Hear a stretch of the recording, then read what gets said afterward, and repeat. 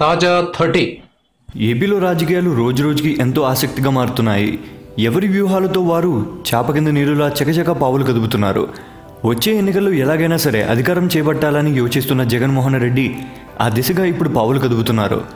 వచ్చే సార్వత్రిక ఎన్నికల్లో నియోజకవర్గాల వారీగా అభ్యర్థులను నిర్ణయిస్తూ ఎన్నికలకు సిద్ధమైపోతున్నారు. ఇదిలా ఉంటే ఇప్పుడు రాజకీయ వర్గాల్లో ఒక ఇంట్రెస్టింగ్ న్యూస్ హల్చల్ చేస్తుంది.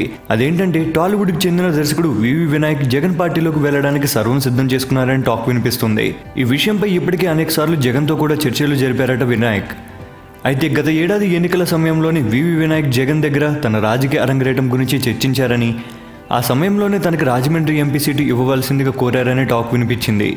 అయితే అప్పట్లో వివి వినాయక్ అడిగినా జగన్ ఏమీ మాట్లాడకుండా మౌనంగా ఉండిపోయారని, అయితే తప్పకుండా తనకు వచ్చే ఎన్నికల్లో సీటు ఇస్తారని చెప్పినట్లుగా అప్పట్లోనే వార్తలు వచ్చాయి.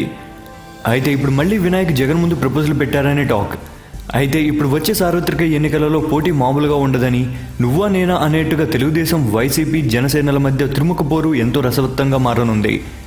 ఈ సమయంలోనే తప్పకుండా బలమైన నాయకులను పెట్టాలి, ఆర్థికంగా, సామాజిక వర్గాల పరంగా అన్ని విధాలుగా సమర్థులను నిలబెట్టాలి. అయితే వినాయక్ గతంలో మాట ఇచ్చిన నేపథ్యంలో ప్రశాంత్ కిషోర్ వినాయక్పై చేసిన సర్వేల ఆధారంగా చూస్తే వినాయక్ ఈసారి రాజమండ్రి పార్లమెంటు సీటు స్థానం వైసీపీ నుంచి ఖరారయ్యే అవకాశం మొండుగా ఉన్నట్లు తెలుస్తోంది.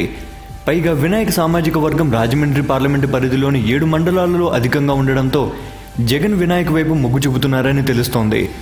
అందుకు తగ్గట్లుగానే వినాయక్ ఎన్నడూ లేని విధంగా రాజమండ్రికి అనేకసార్లు పర్యటిస్తూ సేవా కార్యక్రమాలు చేపడుతున్నారని తెలుస్తోంది.